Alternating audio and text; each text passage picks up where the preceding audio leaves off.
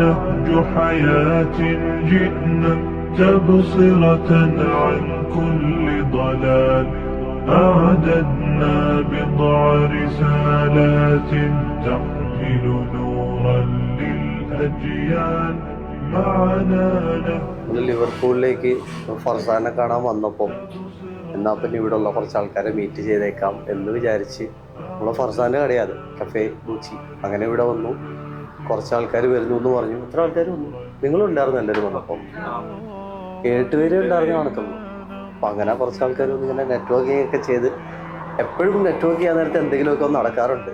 അപ്പോൾ അത് കാരണമാണ് നമ്മൾ ഇത്രയും പ്രയോറിറ്റൈസ് ചെയ്യുന്നത് നെറ്റ്വർക്കിംഗ്. എപ്പോഴും മറ്റൊരാൾക്ക് ആവശ്യമുള്ളൊരു കാര്യം ചിലപ്പോൾ നമുക്ക് പ്രൊവൈഡ് ചെയ്യാൻ പറ്റും, അല്ലെങ്കിൽ അവർക്ക് ആവശ്യമുള്ളൊരു കാര്യം നമുക്ക് കൊടുക്കാൻ പറ്റും. That's where the money comes. അതുകൊണ്ട് ആൾക്കാരോട് സംസാരിക്കുക, എന്തെങ്കിലുമൊക്കെ ആവശ്യങ്ങൾ ആർക്കെങ്കിലുമൊക്കെ കാണും, നമുക്കത് ഫുൾഫിൽ ചെയ്യാൻ പറ്റിയാൽ some money in the pocket. അപ്പോൾ അതിന് വേണ്ടിയിട്ടാണ് നമ്മൾ ഈ ഒരു കടയിലേക്ക് വന്നു, ഫർസാൻ്റെ കടയിലേക്ക്. ഇനിയിപ്പം ഇവിടുത്തെ ബർഗറൊക്കെ കഴിച്ച് റിലാക്സ് ചെയ്ത് തിരിച്ച് വീട്ടിലേക്ക് പോകാം.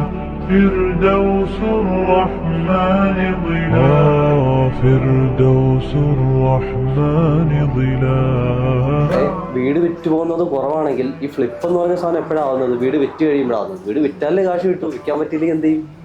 അതുകൊണ്ട് വിൽക്കാൻ പറ്റുന്ന കാര്യം ഉറപ്പ് വരുത്താൻ വേണ്ടിയിട്ട് ഫസ്റ്റ് അവിടെ എത്ര സെയിൽ എല്ലാ മാസവും നടക്കുന്നത് പ്രോപ്പർട്ടി ഡേറ്റാ കയറി നോക്കണം. അത് ഡീസൻ്റായിട്ട് പോകുന്നുണ്ടെങ്കിൽ നമ്മൾ ഫസ്റ്റ് അവിടെ ഒരു എസ്റ്റേറ്റ് ഏജൻറ്റിനെ കോൺടാക്ട് ചെയ്തിട്ട് വേണം, ഈ വീട് ഞാൻ പണി ചെയ്യാൻ പോവാണ്, ഇത് ഇങ്ങനെയാണ് ആക്കാൻ പോകുന്നത്, what's the worst case price you can sell this property for me within 24 hours. ഈ ഒരു ചോദ്യം ചോദിക്കുക. അപ്പോൾ അവർ പറയും എത്ര പെട്ടെന്ന് എത്രയാണ് മിനിമം പ്രൈസിന് വിൽക്കാൻ പറ്റുന്നതെന്ന്. അതിൻ്റെ ഉത്തരം അനുസരിച്ച് ബാക്കി ഇത് പ്രൊസീഡ് ചെയ്യാവും. അല്ലാതെ നമ്മൾ ചാടി കയറി പൊളിഞ്ഞ വീട് റീഫോബ് ചെയ്യാം സെറ്റപ്പാണെന്ന് പറഞ്ഞ് എടുത്ത് ലാസ്റ്റ് അത് അവിടെ കിടക്കും. ഇതിൽ ഓപ്ഷനിൽ ജോയിൻ ആയിരുന്നു, പക്ഷെ അത് എങ്ങനെയാന്ന് പഠിക്കാൻ വേണ്ടിയിട്ടാണ് പുള്ളി ജോയിൻ ആയത്.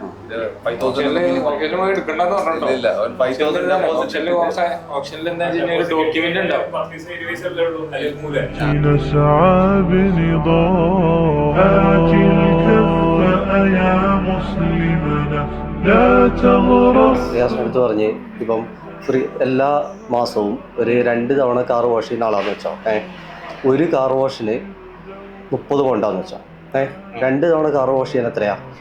60 പൗണ്ട്. ഞാൻ പറഞ്ഞ് 75 പൗണ്ട് തന്നാൽ അൺലിമിറ്റഡ് ആണെന്ന് പറഞ്ഞാൽ എന്ത് ചെയ്യും? 75 എടുക്കത്തുള്ളൂ. മനസ്സിലായില്ലേ? അപ്പം അൺലിമിറ്റഡ് ആണെങ്കിലും അതിനൊരു പരിധിയുണ്ട്. എത്രയാണ് ചെയ്യുന്നതെന്നുള്ള നമ്മളൊരു 10 ആൾക്കാർ അൺലിമിറ്റഡ് എടുക്കാൻ നേരത്തെ നമുക്കറിയാം അൺലിമിറ്റഡ് എന്ന് പറഞ്ഞാൽ വാട്ട്സ് ദ ആക്ച്വൽ നമ്പർ. അത് വെച്ച് നമ്മളെ കോസ്റ്റ് നമുക്ക് കാൽക്കുലേറ്റ് ചെയ്യാം. മനസ്സിലായോ? കൂടുതലല്ല നമുക്ക്, എന്നാലും നമുക്ക് കണക്ക് കൂട്ടിക്കും. 10 പേരുടെ ആവറേജ് എടുത്തിട്ട് നമുക്ക് നോക്കാൻ പറ്റും. മനസ്സിലായില്ലേ? ആ രീതിയിൽ എന്തെങ്കിലും, ഞാൻ ജസ്റ്റ് ഒരു എക്സാമ്പിൾ പറഞ്ഞാൽ ഇതാണ് കുറേ ചെയ്യാൻ പറ്റുന്നുണ്ട്. മറ്റു സാധനങ്ങളും നിങ്ങൾ പിന്നെ ചെയ്യുന്ന അഫിലിയേറ്റും റെഫറലും അതൊക്കെയാണ് മെയിൻ ഇൻകം. അസలు ഇപ്പോൾ ജിമ്മിനകത്ത് നോക്കിയാൽ നിറച്ചു ആൾക്കാരാണ്. ജിമ്മിൽ കാശ് കിട്ടുന്ന എന്ത് ചെയ്യുന്ന? ജിം മെമ്പർഷിപ്പ് 250 രൂപയുള്ളൂ. സപ്ലിമെന്റ് എത്ര? 5000 രൂപ. ജിം മെമ്പർഷിപ്പിലല്ല കാശ്. അതാണ് ബിസിനസിന്റെ ഫ്രണ്ട് എൻഡിൽ നഷ്ടം വരുത്തിയിട്ട് ബാക്ക് എൻഡിൽ നിന്നാണ് അത് മൊത്തം പിടിച്ചെടുക്കുന്നത്. മനസ്സിലായില്ല? അപ്പോൾ കാർ വാഷിന് ഞാൻ അതിന് 1000 പൗണ്ട് ആക്കണം, അങ്ങനെയൊന്നുമില്ല. ചെറിയ എമൗണ്ട് വാങ്ങിക്കുക, നഷ്ടത്തിലായിരിക്കും. അത് കാരണം ബാക്ക് എൻഡിൽ കിടക്കുന്ന സെയിലാണ് മെയിൻ വരാൻ പോകുന്നത്. മനസ്സിലായില്ല? അപ്പോൾ അതിനകത്ത് ഫോക്കസ് ചെയ്യുക, ഫ്രണ്ട് എൻഡ് അല്ല. കുറേ ആൾക്കാർ നോക്കാൻ നേരത്തെ അവിടെ ഇടുമ്പോൾ കാർ വാഷ് ഇത്രയാണ്. അതെ, മനസ്സിലായില്ല? അത് മാത്രമല്ല നമുക്ക് വേറെ അഫിലിയേറ്റ്സും കുറേ പരിപാടികളൊക്കെ ചെയ്യാൻ പറ്റും. മനസ്സിലായില്ല? അപ്പോൾ തന്നെ ജയദേവിൻ്റെ അടുത്ത് പറഞ്ഞ് ഇവിടുത്തെ മെനു ഉണ്ട് അവിടെ വയ്ക്കി, ഏത് എയർബിൻഡ് ഫുഡ് പ്രൊവൈഡ് ചെയ്യുന്ന ഇതുകൊണ്ടൊക്കെ അവിടെ വെച്ചാൽ പോരെ. ഇപ്പൊ നമ്മളും ആ ഏജന്റും തമ്മിലുള്ള റിലേഷൻഷിപ്പ് കാരണം ചിലപ്പോ ആ ഒരു ഏജന്റ് ചിലപ്പോൾ നല്ലോണം ചോദിച്ചേക്കാം. ഞാൻ റീസെന്റ് എന്താണെന്നറിയാം, എൻ്റെ വീട് ഞാൻ വാടകയ്ക്കൊന്നും കൊടുക്കുന്നില്ല. ഞാൻ കമ്പനിയിലേക്ക് പ്രോപ്പർട്ടി കിട്ടാൻ വേണ്ടി ഞാൻ കുറേ ഏജൻസിനെ കോൺടാക്ട് ചെയ്തിട്ട് അവരുടെ അടുത്തെല്ലാം വന്ന് എൻ്റെ വീട് വാടകയ്ക്ക് കൊടുക്കാൻ വന്ന് നോക്കാൻ പറഞ്ഞു. ഇവരെല്ലാം ഇവിടെ വന്നപ്പോഴത്തേക്ക് ഞാൻ പറഞ്ഞു, ഞാൻ പ്രോപ്പർട്ടി ബിസിനസ് ചെയ്യുന്നത്, നിങ്ങളുടെ അടുത്ത് വേറെ ഏതെങ്കിലും പ്രോപ്പർട്ടി എവിടെയെങ്കിലും ഇരിപ്പുണ്ടോയെന്ന് ചോദിച്ചു. നമ്മൾ വീട് കൊടുക്കാൻ നേരത്ത് അവരെന്താ പറയും? ഞങ്ങൾ നോക്കാം, അതായതാ. നമ്മൾ വാടകക്കാരായിട്ട് ചെല്ലാൻ നേരത്തെ നമുക്ക് വിലയില്ല, നമ്മൾ ലാൻഡ് ആവാൻ നേരത്തെ വിലയുണ്ട്. അപ്പോൾ എന്ത് ചെയ്തു? എനിക്ക് കുറേ പ്രോപ്പർട്ടിയും കിട്ടി, ഗ്യാരണ്ടീഡ് റെൻറ്റ് ചെയ്യുന്ന ഇൻഷുറൻസ് ബേസ്ഡ് കമ്പനീസിൻ്റെ കോൺടാക്റ്റും കിട്ടി, എല്ലാം കിട്ടി, ഫുൾ സെറ്റ്. ഇനിയിപ്പോൾ ലാൻഡ് നമ്മളോട് നിങ്ങളെങ്ങനെ ഗ്യാരണ്ടീഡ് ആയിട്ട് തരും, നിങ്ങൾക്ക് ഇൻകം ഇല്ലല്ലോ എന്നൊരു ബ്രാൻഡ് ന്യൂ കമ്പനി എടുത്ത് പറഞ്ഞാലും സ്റ്റിൽ നമുക്ക് ബാക്കപ്പ് ഉണ്ട്. മനസ്സിലായി? 50 പൗണ്ട് വെച്ച് മന്ത്ലി കൊടുത്താൽ മതി, റെൻറ്റ് ഗ്യാരണ്ടീഡാണ്. നമ്മൾ ലാൻഡ്ലോഡ് ചോദിക്കും, നിങ്ങളെങ്ങനെ ഗ്യാരണ്ടീഡായിട്ട് റെൻറ്റ് തരും, നിങ്ങളെ സാലറി ഇത്രയല്ലേ ഉള്ളൂ, ഇപ്പോൾ എന്ത് ചെയ്യും? മനസ്സിലായി? അതിനുള്ള ബാക്കപ്പ് ഉണ്ട്. ചോദിച്ചോക്കെ എന്തായാലും ഇത് മറ്റേ സിമ്പിൾ ലൈഫാണ് ഏജൻസി, അറിയാമോ? അവർ ബിൽഡഡ് ഫോർ റെന്റേഴ്സ്. അവർ ബിൽഡേഴ്സ് അല്ലേ? ബിൽഡേഴ്സും കൂടെ അവര് വീട് കെട്ടിയിട്ട് വാടകയ്ക്ക് കൊടുക്കുന്നയാ. അറിയാം, സിമ്പിൾ ലൈഫ് എന്നാണ്. അവര് വീട് ബ്രാൻഡ് ന്യൂ കെട്ടിയിട്ട് വാടക കൊടുക്കുന്നത്.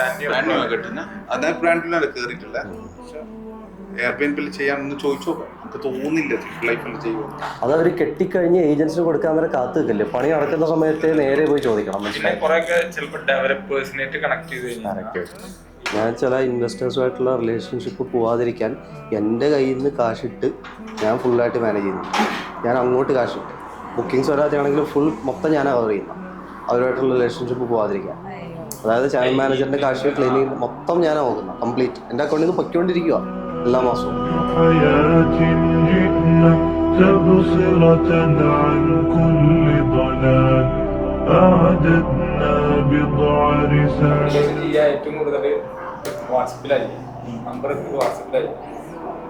അതിൽ ചെറിയൊരു പ്രശ്നം വരും ചിലപ്പോൾ. ചില ഗസ്റ്റ് അത് ഒഫൻസീവായിട്ട് എടുക്കും. എനിക്ക് സിമിലർ സിനാരി വന്നിട്ടുണ്ട്. നമ്മളൊരു പ്രോപ്പർട്ടിയിൽ ഞാൻ വാട്സാപ്പിൽ കൂടെ കയറ്റിയപ്പോഴത്തേക്ക് അവർ കുഴപ്പമൊന്നുമില്ല സംസാരിച്ചിട്ട് അവർ പറഞ്ഞു ഞങ്ങൾ എയർബിഎൻബി കൂടെ ഞങ്ങളിത് സംസാരിച്ചാൽ പറഞ്ഞിട്ട് അവർ റിവ്യൂവിനകത്ത് വന്ന് പറഞ്ഞ് ഈ ഗസ്റ്റ് പോസ്റ്റ് നമ്മളെ വാട്സാപ്പിൽ കൂടെ ഡയറക്റ്റ് കണക്ഷൻ എടുത്ത് എയർബിഎൻബിനെ കട്ടൗട്ട് ചെയ്യാൻ നോക്കി. കട്ടൗട്ട് ചെയ്യാന്ന് പറഞ്ഞാൽ എയർബിഎൻബി ത്രൂ ബുക്കിംഗ് വന്നു കഴിഞ്ഞതാ, പക്ഷെ അങ്ങനെ ചെയ്യാൻ നോക്കി എന്ന് പറഞ്ഞുകൊണ്ട് അവര് പണിയാണ്. ഫസ്റ്റ് വരെ ചെക്കിങ് ഇൻസ്ട്രക്ഷൻസും സംഭവങ്ങളൊക്കെ ഇങ്ങനെ നമ്മള് കോൺസ്റ്റന്റ് ആയിട്ട് മെസ്സേജ് അയക്കുന്നതും പിന്നെ വന്നിട്ട് ഒരു ദിവസം കഴിഞ്ഞ് കഴിഞ്ഞാലാണ് നമ്മള് മെല്ലെ വാട്സപ്പിലേക്ക് എടുക്കും. എന്നിട്ട് വാട്സപ്പിൽ ഒന്നുകൂടി ഇതുവരെ എന്ത് പർപ്പസിനാണ് വരുന്നത് എന്നുള്ളത് മൈനറായിട്ട് ചോദിക്കും. എന്ന് വെച്ചാൽ ഡയറക്റ്റ് ആയിട്ട് ഹിറ്റ് ചെയ്യില്ല, ലൈറ്റ് ആയിട്ട് ഇങ്ങനെ ചോദിച്ച് മനസ്സിലാക്കും. വേറെ എന്തെങ്കിലും ഫർദർ പ്രൊജക്റ്റിനാണോ വരുന്നത്, ഫ്യൂച്ചർ ബുക്കിംഗ്സിന് സാധ്യത ഉണ്ടോ, പിന്നെ ഇങ്ങോട്ട് വരാൻ സാധ്യത ഉണ്ടോ, അങ്ങനെ ചോദിക്കുമ്പോഴാണ് നമുക്ക് മെല്ലെ മെല്ലെ മനസ്സിലാവും ഒരു കോൺട്രാക്ടർ ആണോ ശരിക്കും ഫാമിലി ആണോ എന്നുള്ളത്. കോൺട്രാക്ടർ ആണെന്നുണ്ടെങ്കിൽ അടുത്ത ചോദ്യം നിങ്ങൾക്ക് വേറെ എന്തെങ്കിലും ഫ്യൂച്ചർ ബുക്കിംഗ്സ് ഉണ്ടോ, അങ്ങനെ ഇപ്പോൾ നമുക്കൊരു എൻക്വയറി അങ്ങനെ നമ്മൾ ചോദിച്ചതിന് ശേഷം നമുക്ക് കിട്ടിയതെന്ന് വെച്ച് കഴിഞ്ഞാൽ അവർക്ക് ഡിസംബർ വരെ വർക്ക് ഉണ്ടാവും. ഈ വരുന്ന ഡിസംബർ വരെ അപ്പോൾ അവർക്ക് നമുക്ക് ഫൈനലൈസ് ചെയ്ത് അവർക്ക് എല്ലാ മൺഡേ ടു തേഴ്സ്ഡേ പ്രോപ്പർട്ടി കാണും. നമ്മൾ ഇപ്പോൾ ഫസ്റ്റ് ബുക്കിംഗ് മാത്രമാണ് അവർ എയർബിഎൻബി ത്രൂ ചെയ്തത്. അപ്പം അതിൻ്റെ എയർബിഎൻബി ഫ്രീ അവർ ചാർജ് ചെയ്തത് എത്ര 200 പൗണ്ടാണ്.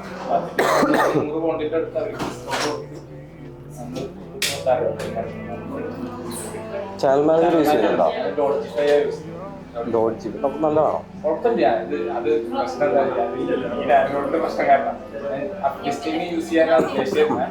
പക്ഷെ ഇങ്ങനെ പറഞ്ഞിട്ട് എനിക്ക് ഇതന്നെ വേണമെന്ന് പറഞ്ഞിട്ട് അതും കൺട്രോളിലാവില്ലേ. ഇതിലിപ്പോ ഒരെണ്ണം മാത്രമായിട്ട് പിന്നെ ഒരെണ്ണം പിന്നെ ബാക്കി പിന്നെ അതിൽ തന്നെ ഞാൻ എല്ലാതും മാനേജ് ചെയ്യും. കുഴപ്പമില്ല. CRM ഏതെങ്കിലും ഇപ്പൊ കറന്റ് യൂസ് ചെയ്യുന്നില്ല. പക്ഷെ ഇത് തന്നെയാണ് ഞാനിപ്പോ. കാരണം ഇപ്പൊ ഈ പറഞ്ഞ ഗസ്റ്റ് ഇല്ലേ, ഇവരുടെ ചാനൽ മാനേജറിൽ കൂടെ വരാൻ നേരത്തെ നമുക്ക് ഓൾറെഡി നെയിമോ ഇമെയിലും നമ്പറും എല്ലാം കിട്ടുമല്ലോ. ഇവരെല്ലാം അവിടുന്ന് ഒരു CSP ആക്കി കൺവേർട്ട് ചെയ്ത് CRM-ത്തിലോട്ട് കയറ്റി കഴിഞ്ഞാൽ അവിടുന്ന് ഒരു ഇമെയിൽ ഫ്ലോ ആഡ് ചെയ്യണം. ആ ഇമെയിൽ ഫ്ലോ അടുത്ത ഒരു വർഷത്തേക്കുള്ള കോപ്പി നമ്മൾ ഉണ്ടാക്കി വെച്ചേക്കണം. അവിടുന്നാണ് പിന്നെ അവർ ഡയറക്റ്റായി മാറുന്നത്. നമ്മൾ വാട്സാപ്പിൽ കൂടെ ചെയ്യാം, ഒന്നുകൂടെ ലോങ്ങർ പ്രോസസ്സാണ്. മറ്റേത്